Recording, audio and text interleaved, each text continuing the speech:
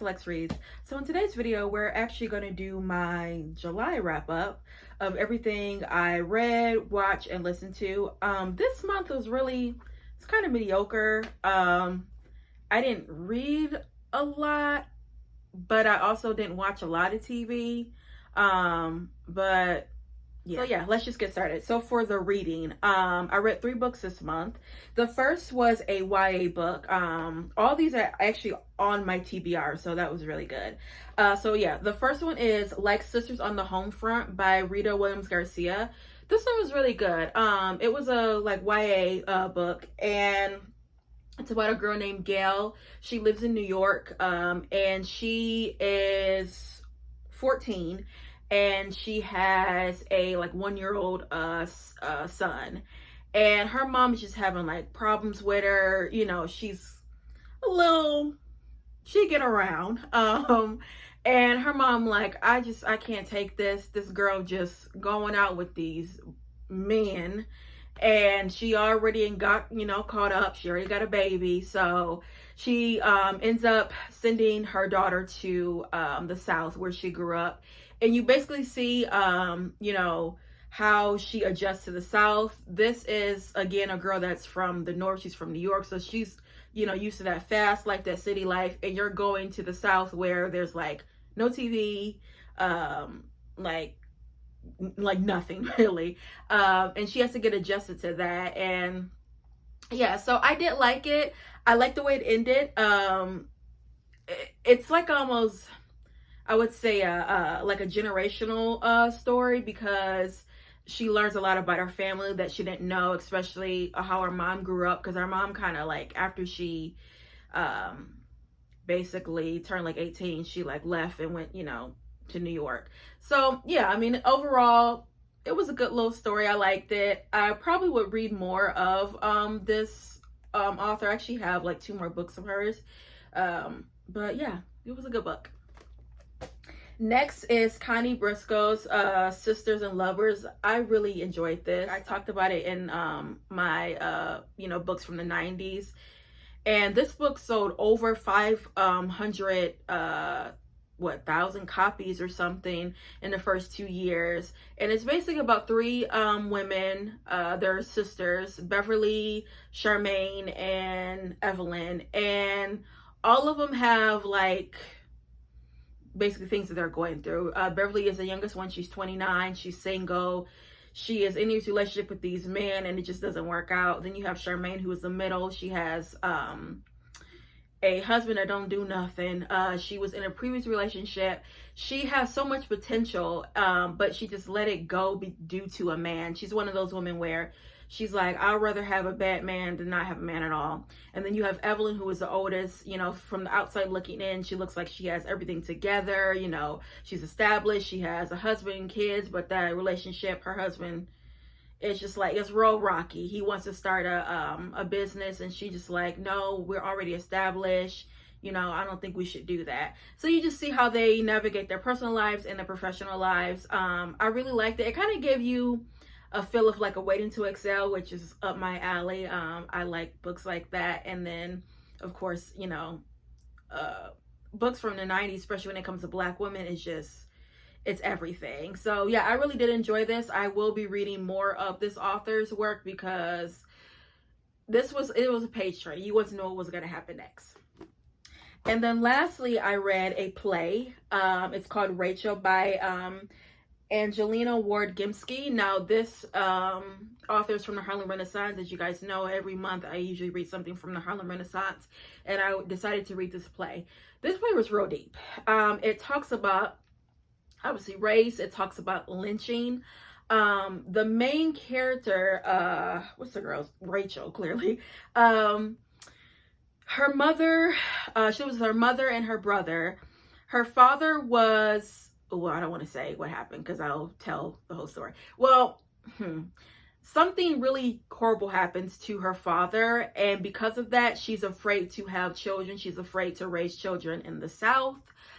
She's afraid to raise children in the North. Her love for children runs so deep. She just loves babies. She loves children. But again, because of what happened in her family, it's hinders her from even having a relationship.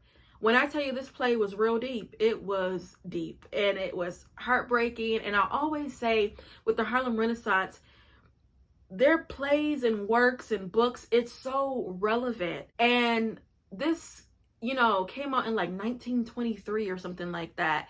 And the fact that it speaks so much volume now, it just goes to show you that we have made progress, but not the progress that we think we have made. I'm just always so shocked again when I do read books from, that era. It's just like, Lord, I feel like I'm reading sometimes books from today.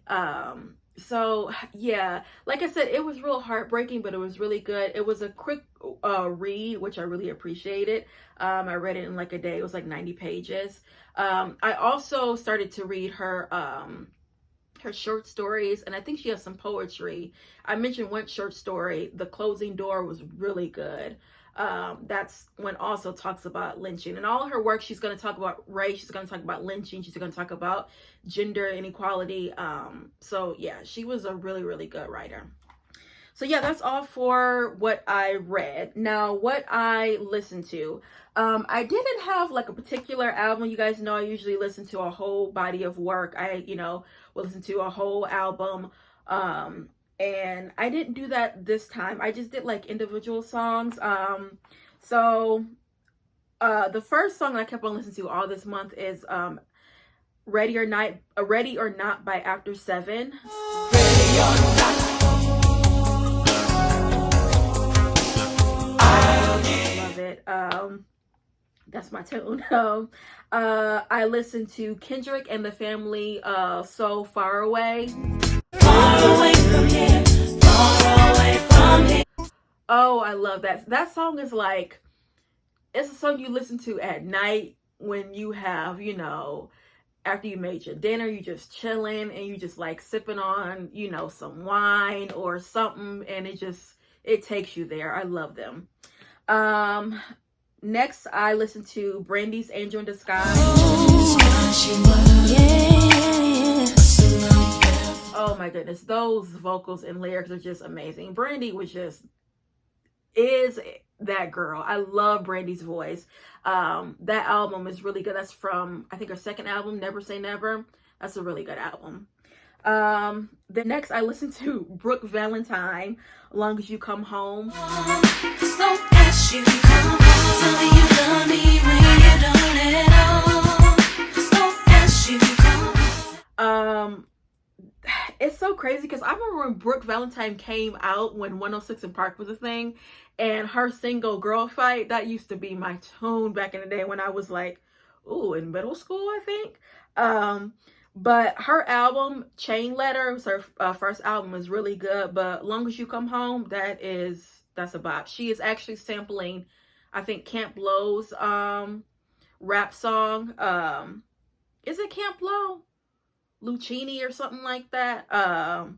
But that song is bop. Yeah, that was all I listened to when it came to music. So next is movies. I just watched 2 documentaries. The first documentary I watched was about Jennifer Holliday. Jennifer Holliday is the original Effie from Dreamgirls, and that woman can sing, and she's self-taught, and oh my goodness, I love Jennifer Holliday. I love that confidence she has, and then when she's singing, she make it look so easy. But that documentary was an unsung documentary. I'll link it down below too. Really, really good. You just learn about her life, learn about, her career and everything. And then the next documentary I watched is about the Bronte sisters. Now, I have never read any Bronte sisters books. I do have Jane Eyre by Charlotte Bronte. I think she's the most famous one. But that documentary was so informative. I love the way when they would write, they would all come downstairs because there was 3 of them, and they would take out their notebooks and basically read each other their works. And the way they just described it, I just loved it. And I didn't know that they had a brother that kind of suffered. He suffered from, I think, alcoholism, and their mother had passed, and they had other siblings that had passed. So they, you know, had a little kind of a trouble childhood when it came to death, basically. But that documentary was so good, and now it's like I want to read like all their works. Like I said, I do have Jane Eyre, and I do eventually want to read that. I said in the past that sometimes classic books can be a bore to me, but I am trying to get into them. And that is one book, it's like I feel like everyone has read. So, and that is on my list.